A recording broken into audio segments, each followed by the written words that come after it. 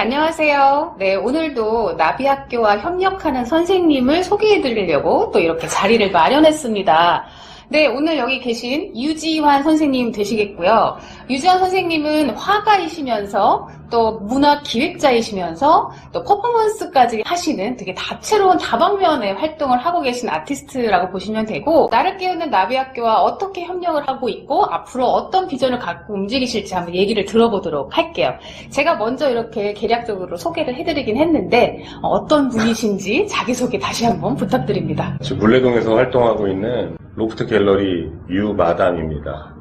지금은 이제 닉네임을 유마담으로 하고 있고요. 전시 활동도 열심히 하고 있고, 또 갤러리 운영도 하고 있고, 또 작업실도 이곳에 있어요. 올 3월부터 물레동을 근거로 해서 열심히 이렇게 폭넓은 활동을 하고 있습니다. 아, 네. 아까 제가 설명해드린 것처럼 작가로서 활동을 하시는 게 메인이신 것 같은데, 메인이죠. 네. 그럼 물레동에 3월달부터라고 말씀을 하셨는데, 그럼 그 전에는 어디 계셨나요? 최근에는 논현동에 있다가 왔고요. 원래는 청담동에 10년 있다가 화실이 망했고, 그래서 성수동으로 갔다가 논현동 갔다가 이제 작업실을 계속 옮기다가 올해 초에 이제 서울에서의 활동은 여기서 마지막으로 해야 되겠다 해서 물레동을 선택을 했어요. 사실 저는 유지환 선배님하고 굉장히 인연이 또 깊어요. 한 10년 넘게 같이 작업 동료로서 또 기획 동료로서 많은 것들을 협력해 왔는데, 아까 뭐 화실이 망했다 이렇게 표현하셨지만 겸손하게 제가 청담동 계실 때도 가봤고 논현동 계실 때도 가봤지만 제가 보기엔 한 번도 망한 적이 없으시고, 아까 청담동 화실을 얘기하시니까 그런데 제가 작가이면서 문화기획자이면서 퍼포먼스 아티스트라고까지만 처음에 말씀을 드렸었는데 생각해보니까 되게 훌륭한 교육자이시기도 했었던 것 같아요. 사람들이 유지환 선배님한테 그림을 배우면 정말 보기가 다르게 기술, 기능이 막 발전하는 게 보일 정도로 훌륭한 교육가여셨구나. 이것도 제가 갑자기 다시 떠오르면서 나를 깨우는 나비학교의 협력 선생님이실 수밖에 없었구나 라는 걸 또 제가 다시 한번 좀 상기하게 됐어요. 네, 가르치는 일을 꽤 오래 했죠. 그쵸. 입시부터 해서 유학미술, 취미생 포함해서 한 20년 이상은 가르친 것 같고요. 근데 가르치는 일은 거의 이제 정리를 했는데, 이제는 예술을 지향하는, 그러니까 프로를 꿈꾸는 사람들 위주로 극소수만 가르친다든지 최소화시켜서 이제 가르치는 일은 하고 있어요. 나비학교와는 어떻게 인연이 되셨을까? 나비다랑 어떤 인연으로 여기까지 오셨는지 유지환 작가님의 입을 통해서 한번 들어보도록 하겠습니다. 예, 지금 나비다 선생님 작업으로 만났어요. 즉흥적인 작업을 하기 위해서 저의 뺨을 때려달라라는 부탁으로 우리 인연이 시작이 된 것 같습니다. 너무 강렬했죠. 아무 감정 없이 세게 사람을 때리는 게 아니라 무슨 벽을 때리듯이 뻥 하고 때리는 그게 첫 인연이 돼서 여기까지 왔는데, 그 나비학교의 개념은 제가 정확하게는 모르지만 뭔지는 알 수 있을 것 같아요. 애벌레에서 깨어난 어떤 나비가 날개를 펴고 날아가듯이 아마 그런 것을 풀어넣은 그런 학교가 아닐까? 그리고 예술로서 그것을 일깨워내는 그런 역할을 해주는 학교라는 상상이 들고요. 대부분은 어떤 활동을 하는지는 알고 있으니까 첫 인연부터가 이 나비학교와의 인연으로 이어질 수밖에 없지 않았나, 좀 필연적이라고 생각합니다. 네, 맞아요. 그때 저도 기억나요. 그때만 해도 제가 아직 더 젊고 팔팔할 때였던 것 같고, 아마 작가님도 그때 지금보다 훨씬 젊으셨던 걸로 기억이 나는데. 그때 머리도 많았고요. 굉장히 얇았고요. 나름 카리스마가 좀 더 있었죠. 젊은 패기? 젊은 패기, 맞아요. 그 재장전 프로젝트를 조금 기억해 내신다면 어떠셨는지? 저한테는 그 재장전이 큰 계기였는데, 그러니까 글을 쓰고 싶었어요.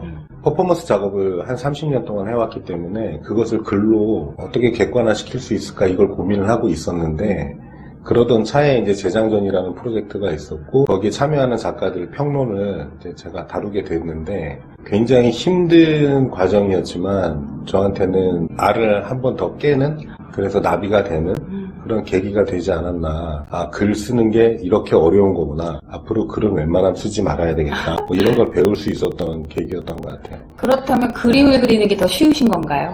세상에 쉬운 일은 없습니다. 쉬운 걸 하려고 하면 안 돼요. 자기가 잘할 수 있는 걸 찾아내서 해야지. 모든 일은 절대 쉽지 않습니다. 코칭을 겪으시면서의 소감도 한번 말씀해 주세요. 나비다 선생이 그 코칭을 하는 걸 익히 알고 있었는데 굉장히 궁금했어요. 이 코칭이 뭔가.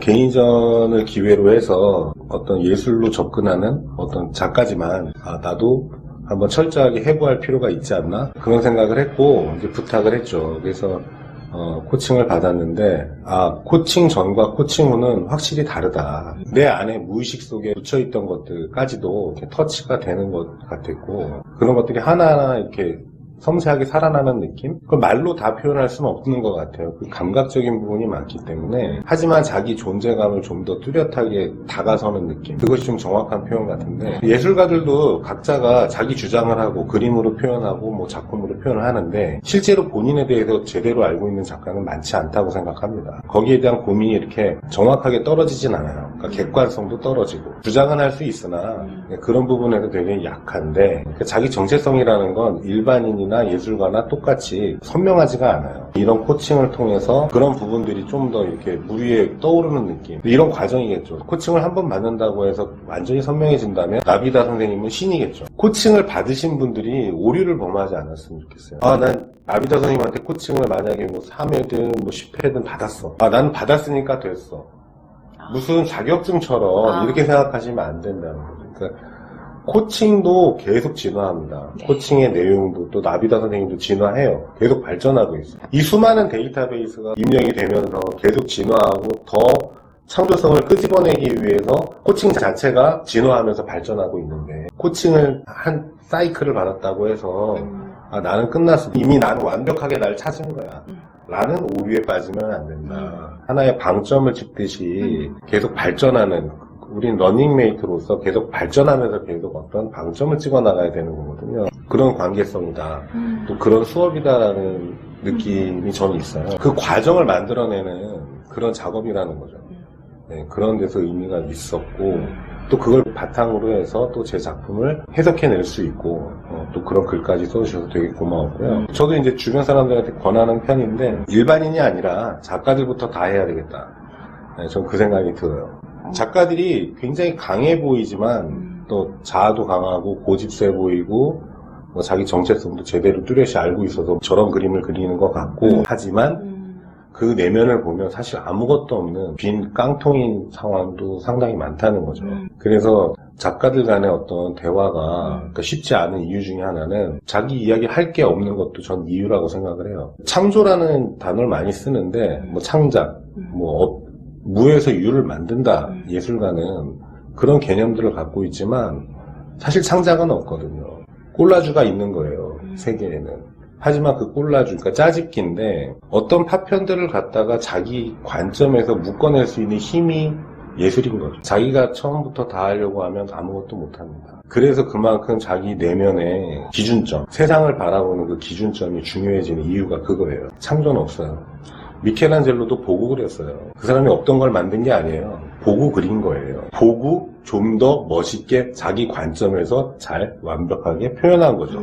정확히 얘기하면 무에서 유는 없습니다. 코칭을 해부라는 표현으로 표현해 주신 게 저한테 되게 신선해요. 나를 해부하는 과정으로 코칭이 만났는데 그걸 통해서 결국 나에게 좀 더 다가갔다. 창조성이란 그럼 어떤 의미인 걸까요? 창조성은 그냥 새로운 것이라는 단어로 대체할 수 있는 것 같아요. 그러니까 새로 콜라주에서 형성된 이미지나 결과물은 새로운 것인 거예요. 네, 자기 관점에서만. 그게 이야기가 될 수도 있고 사운드가 될 수도 있고 연극이 될 수도 있겠죠. 뭐 영화로 표현될 수도 있고. 새롭게 만들어진 개념이라고 생각하는데 자기가 만든. 그러니까 내면이 일깨워지면 당연하게도 외부 세계도 바뀌는 것이 매트릭스처럼 그 영화가 시사하는 바처럼 내면에서 깨우치는 그 단계마다 세상이 바뀌어 보이는 거거든요. 그리고 자기가 추구하고자 하는 방향, 지향점이 달라지기 때문에 바뀔 수밖에 없어요. 모든 게. 옷을 골라도 바뀔 것이고 색을 선택해도 컬러가 달라질 것이고 다 바뀝니다. 연인도 바꿀 수 있는데요. 네, 맞네요. 내면 깨우치는 순간 바로 헤어지잖아요. 가슴 아픈 일이지만 네. 사실은 더 좋은 걸 위해 바꾸는 거겠죠. 네, 맞아요. 네. 그렇다면 창조적으로 산다는 건 어떻게 사는 걸까요? 삶을. 아까 예술가랑 일반인은 다를 게 없다고 하셨잖아요. 그러니까 창조적으로 산다는 거는 네. 끌려다니지 않는 삶이라고 보면 될 것 같아요. 자기가 앞서 나가고 있다? 나는 나만의 관점을 가지기 위한 노력, 그런 어떤 노력을 하는 것인가? 과연 최신형 핸드폰을 쓰는 것이 내가 앞서 나가는 것인가? 이렇게 생각하는 사람들도 많겠지만 사실 그런 건 아니죠. 실제로 자기가 삶의 어떤 가치를 깨닫거나 연구하거나 자기 어떤 시도를 통해서 발전해 나가는 그 과정, 그런 것들이 이제 창조적인 삶으로 연결이 될 텐데 정해져 있지 않은 길이죠. 그리고 네. 하지만 이렇게 여기저기 사회 시스템이나 구조에 이렇게 끌려다니다 보면 결국 그 창조적인 어떤 삶, 창조적인 작업 뭐 이런 것들은 불가능해지거든요. 기성화되는 거죠. 근데 사회 시스템은 기성화를 요구하잖아요. 그 안에서 창조적인 어떤 발상을 하거나 어떤 삶을 선택하기 위해서는 항상 좀 더 넓은 시야를 가지고 자기를 바라봐야 될 것 같아요. 그래서 내가 무엇을 할 수 있지? 내가 어떤 걸 좋아하지? 난 어떤 음식이 맛있지? 난 어떤 옷을 좋아하지? 뭐 이런 것부터 해서 어떤 자기만의 어떤 색깔을 만들어 나가는 그 과정이 완벽하진 않겠지만 계속 이 레이어가 쌓일수록 어떤 자기 색깔이 나온다는 거죠. 그렇다면 끌려다니지 않는 삶이 창조적인 삶이라고 했을 때 끌려다니는 삶보다 이렇게 창조적으로 사는 건 어떤 좋은 점이 있는 거예요? 행복에 더 좋은가요, 이게? 행복의 기준도 다 다르잖아요. 그것도 그 사람의 선택의 문제고, 그러니까 창조적인 삶은 어떤 선택의 문제인 것 같기도 해요. 기성화된다는 것과 창조적인 삶, 이 두 가지가 완전히 흑백 논리로 선택의 문제가 아니잖아요. 네. 이게 뒤엉켜 있어요. 우린 또 일을 해야 또 이 자본주의 안에서 먹고 살 수가 있거든요. 예술가들도 다 그런 일을 하고 있습니다. 어느 정도의 차이지. 하지만 그것이 주 목적이 되느냐 아니냐의 문제, 어떤 것을 주로 놓느냐, 이런 것은 완전히 구분을 하기는 어려워요. 구분하려고 하지 마세요. 그리고 선택하려고 하지 마세요. 어차피 다 섞여 있어요. 그 안에서 내가 비중을 어디다 두는 것이냐의 문제지. 그러면 유치원 선생님 같은 경우에는 창조적인 삶에 좀 더 비중을 두거나 그걸 놓치지 않기를 제안을 하시는 걸까요? 아니면 그조차 알아서 하세요? 일단 그 자기의 어떤 창조적인 면이 있다라는 자기 안에 어떤 섹터를 나눠놔야 돼. 분명히 있는데 아직 모르는 거예요. 나는 예술을 할 수 없어라고 이런 생각을 하는 사람들은 그런 섹터가 자기한테 있는 거를 발견 못한 상태죠. 그것을 발견하는 순간 거기에 대한 생각 100%라고 하면은 1%만 가지고 있다면 그 1%가 나중에 100%가 변하는 순간이 옵니다. 거기에 가치를 두는 순간 어떤 물리적인 시간 내에서 몇 시간은 이 창조적인 활동을 해야 돼라고 생각하지 마세요. 그거는 물리적인 한계성이고, 그 창조적인 개념에서는 사실 의식적으로 만들 수 있는 그 영역은 굉장히 확대가 가능합니다. 그래서 나는 1%밖에 그 어떤 예술적인 창조적인 어떤 섹터를 갖고 있지만 의식 안에서는 그걸 100으로도 만들 수 있어요. 내가 오늘 하루 종일 회사에서 일을 하고 있지만 내 머리의 1%는 그걸 확장해서 나는 어떤 예술을 할 수 있는, 어떤 창조적인 걸 할 수 있는 그런 상태를 준비할 수 있다는 거죠. 그게 삶에 도움이 된다는 말씀이시죠? 그걸 하게 된다는 거죠. 결국은. 그 씨앗이. 그것이 겉으로 표출이 될 때 당신은 그 누적돼 있는 그 의식 속에 창조적인 그 섹터가 표출되는 거예요. 그 표출을 하게 되는 게 정말 삶에 도움이 되냐고 다시 한번 여쭤볼게요. 코칭 10번 받는 효과에 해당할 것 같아요. 제가 볼 때는. 그러니까 그림을 그리는 사람한테 첫 개인전의 의미는 빨개 벗고 남들 앞에 서는 것과 같은 충격을 받아요. 겉으로는 웃고 있지만 이쁜 옷 입고 양복 입고 차려입지만 사실은 첫 개인전이라는 의미는 상대방한테 거의 무방비 상태로 자기의 모든 걸 보여주는 느낌을 받거든요. 그 정도의 충격받기 때문에 코칭도 어떤 자기를 일깨워 나가는 과정에 되게 필요한 부분이지만 겉으로 자기의 것을 끄집어내는 이 행위도 굉장히 중요한 도움이 당연히 되죠. 결국은 창조적이라는 단어부터 여러 가지 이야기들이 사람의 인간다운 삶, 인간의 삶이 조금 더 윤택해지고 행복해지는 쪽의 방향이라는 것만큼은 바꿀 수 없는 것 같아요. 작가님 같은 경우에는 내 마음 관리, 내면 관리에서 어떤 방법들을 취하시면서 살아가시는지. 심리적 안정감이라는 단어가 저한테는 안 어울려요. 내가 굳이 그걸 원해야 하나? 그런 고민을 거의 안 해본 것 같고요. 자기 내면에 창조적인 어떤 섹터가 있다고 그랬잖아요. 네. 그게 가득 차 있는 거예요. 저는 창조적인 예술적인 섹터가 겉으로는 뭐 돈을 벌기 위해서 이 일도 하고 저 일도 하고 왔다 갔다 바쁘지만 실제로 머릿속에서 지배하는 거는 그 섹터가 전체를 거의 다 차지하고 있기 때문에 심리적인 안정감이나 이런 걸 생각할 여유는 없어요. 무엇을 할까에 대한 생각이 가득 차 있는 거죠. 뭔가 몰입이라는 단어가 떠올랐어요. 지금도 다음 전시 기획, 또 제 전시뿐만 아니라 제가 챙겨줘야 될 전시들이 많기 때문에 그런 것들이 이렇게 머릿속에 다 부분 가득 차 있지 여기에 여유 공간이 없는 거죠. 지금 하고 계신 그런 지향 장단점과 일들이 유주현 작가님에겐 어떤 의미이길래 그걸 나다운 삶이라고 생각하시면서 이렇게 가고 계신 거예요? 이미 나다움은 있는 것 같아요. 이미 나다움은 있는데 그게 이제 대외적으로 존중받는 작업이냐 그걸 표현하기 위해서 그 단계까지 가기 위해서 이제 치열한 삶이 이제 계속 병행이 되는 것이고 이미 나다운 것들은 현대인을 표방하는 제 작품들이 가장 나다운 작업이었어요.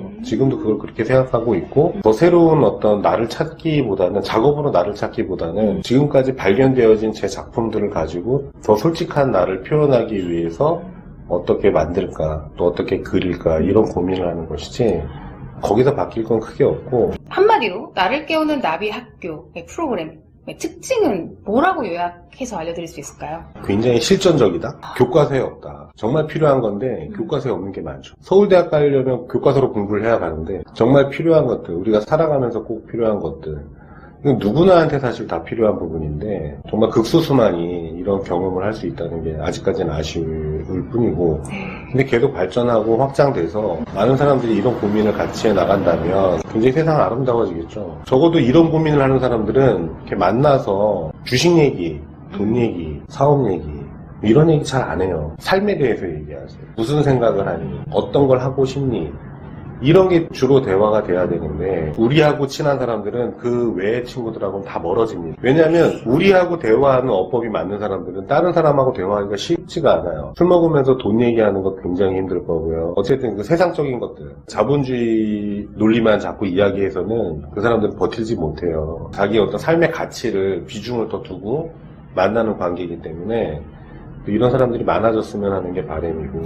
그렇다면 이런 프로그램을 어떤 분들에게 추천해 주시면 좋을까요? 앞으로 예술로 제가 같이 나를 깨우는 티켓 이런 것도 만들 거예요. 작가님하고도. 그래서 예술적 경험, 융복합 경험, 심리적 경험 이런 프로그램들을 어떤 분들에게 추천하시겠어요? 일단 예술가들이 많이 받았으면 좋겠어요. 우선. 그리고 뭐 일반인들도 물론 많이 받으면 좋겠죠. 네. 앞으로 나비학교가 홍보를 많이 해서 또 소개를 많이 받아서 또 이런 코칭도 받고 그리고 또 예술적인 어떤 경험도 할 수 있고 또 예술가로서 한번 살아보기도 하고 또 다양한 프로그램 개발이 가능하겠죠. 굉장히 폭넓게 융단 폭격을 할 수 있었으면 좋겠습니다. 오늘 저한테는 뜻밖의 이야기들이 뭐였냐면 예술 표현이 많은 사람들에게 참 도움이 될 거라고 생각해서 행복과 나다움과 어떤 성장과 성공에 있어서 도움이 될 것 같아서 예술가 분들을 제가 협력 선생님으로 꽤 많이 모시고 계세요. 그럼에도 불구하고 아까 예술가들조차 나비학교 프로그램도 같이 해야 한다. 이런 표현들이 우리가 정말 동시다발적으로 같이 성장해 나가야 하는 거구나. 나를 깨운다라는 건 우리 모두에게 당면한 실시간적인 과제이구나. 이런 걸 좀 새삼 느끼게 돼서 저한테도 되게 유익하고 재미있는 시간이었습니다. 미처 다 못다한 이야기가 있다면 마지막으로 얘기해 주시고 오늘의 인터뷰는 끝내도록 할게요. 네, 오늘의 인터뷰는 여기서 마치도록 하겠습니다. 그리고 미처 못한 이야기는 또 다음 기회가 또 있겠죠. 계속 우리는 서로 점검을 해야 되기 때문에 계속 이 이야기가 논의됐으면 좋겠어요. 오늘 제가 한 말이 맞는 말, 틀린 말도 있을 거예요. 저도 사람이니까요. 근데 하지만 그런 가능성을 열어두고 편하게 이런 소통을 할 수 있다는 거 그리고 저도 뭐 정확한 잣대를 가지고 이야기하는 거 아니니까요. 제 말대로만 하시려고 하시면 아니 되옵니다. 네, 맞아요. 네. 계속 같은 선상에서 우리가 주거니 받거니 동료가 되고 연대가 되어서 같이 정말 행복을 향해 나아가는 공동체가 되면 너무 좋겠습니다. 나비학교 참 이름 잘 지은 것 같아요. 그래요? 나비가 날개를 펴고 날아갈 수 있을 때까지 그런 느낌이 저는 와서 네, 일단 이걸로 끝마치도록 하겠습니다. 네, 안녕.